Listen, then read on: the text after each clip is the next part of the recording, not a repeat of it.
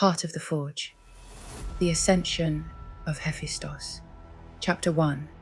The God beneath the mountain. The first thing Hephaistos remembered was the fall. A screaming wind, the crack of ribs, sky to stone. They called him a god, but he hit the earth like a thing no god would dare claim, spat out by Hera herself, queen of Olympus, who couldn't bear to look at her malformed child. No funeral rites, no cradle, just sky silence and ash. His body broke, but not his will. Buried deep beneath the crust of the world, in the belly of a long-dead fire serpent, he awoke.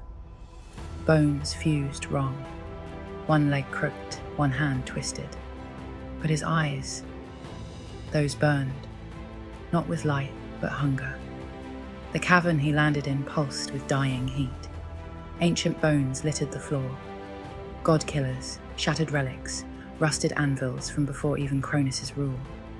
Here, under the skin of the world, the forgotten things gathered. And so did he. Years passed, maybe centuries. Time didn't tick here, it bled. He built. With no fire granted by Olympus, he invented his own. The spark screen.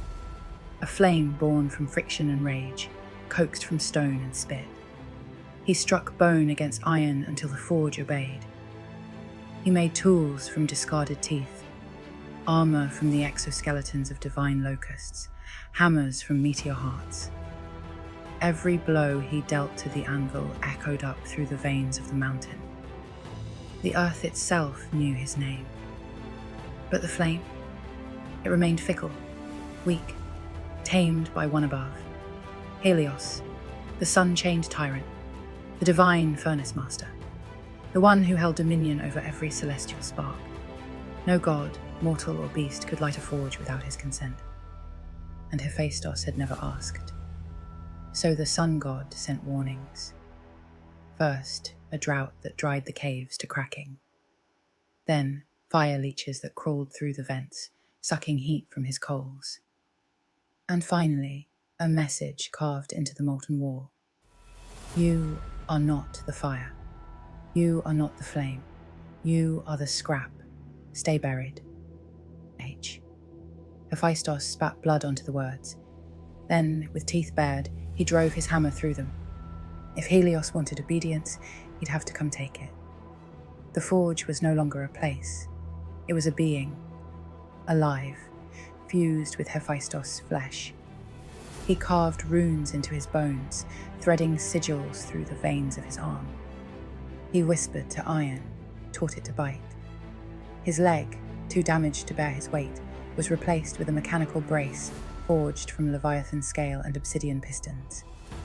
Every step hissed steam and defiance. And then came the day he forged Anvilheart. A weapon. Number A promise. Hammerhead of inverted star metal. Handle wrapped in the sinew of a martyr god. A tool built to not just shape, but destroy divinity. When he struck it for the first time, Olympus felt it. Plates shattered, mountain tops cracked, and Helios turned his burning gaze downward. It was time to rise. Chapter 2. Chains of the Sun. Tyrant. Hephaistos climbed the old way, the vent spires, jagged columns of slag and storm, each one a discarded ladder from the gods' war with the Titans. Every handhold bled, every breath tasted of sulphur and old oaths. But upward he went. The world above had changed. Olympus no longer floated in gleaming serenity. It pulsed with ruin. Palaces of pearl sat cracked, golden fountains ran dry. And at the center of it all, like a blistering wound in the sky, hung the Solar Crucible, Helios' forge fortress, suspended on chains of fire, turning endlessly with the weight of celestial ambition. Hephaistos saw it from a mountaintop, burning like judgment. As he approached the gates of Olympus, the first of the flame guardians met him. They weren't gods, not anymore.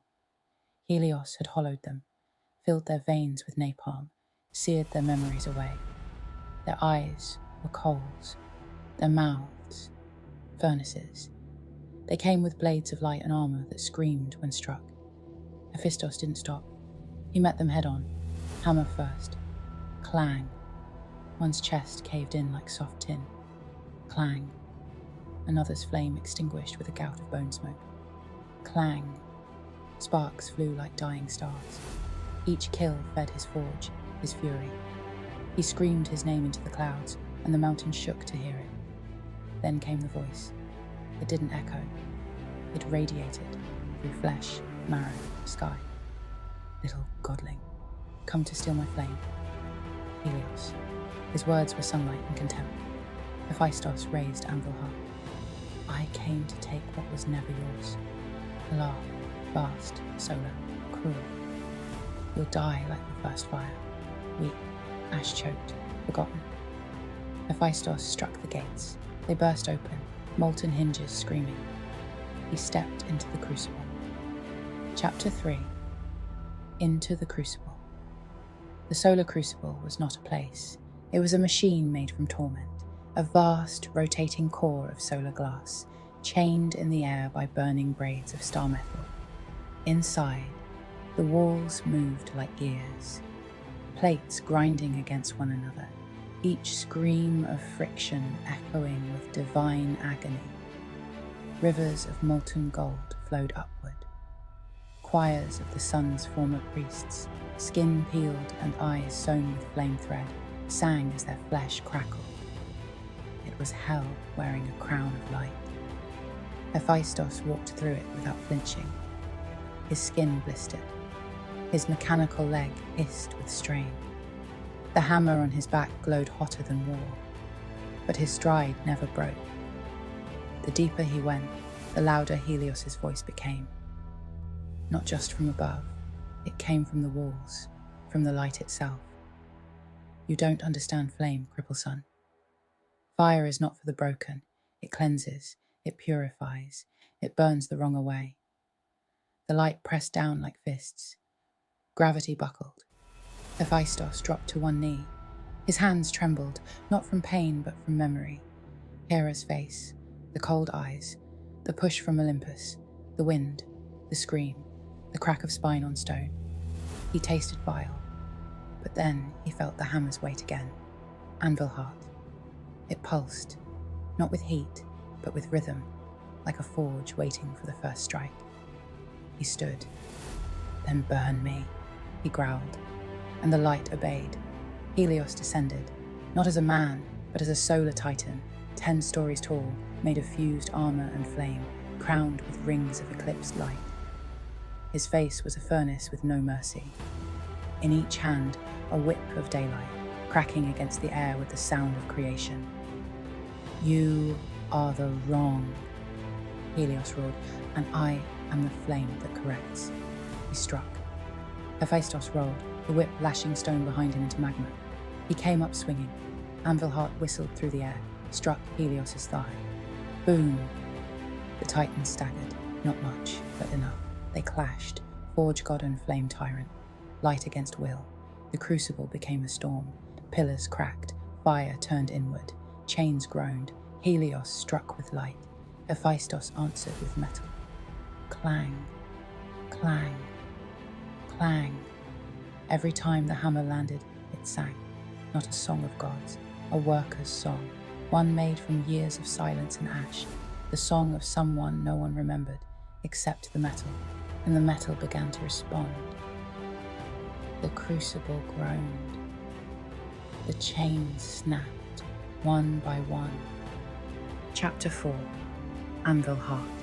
Ascending Helios screamed, and the crucible screamed with him. His solar flesh cracked, light leaking like blood. He twisted, eyes burning twin infernos. You think you deserve this? He bellowed, voice splintering marble. You think the forge is yours to claim? You were cast out for a reason. Hephaistos didn't answer with words.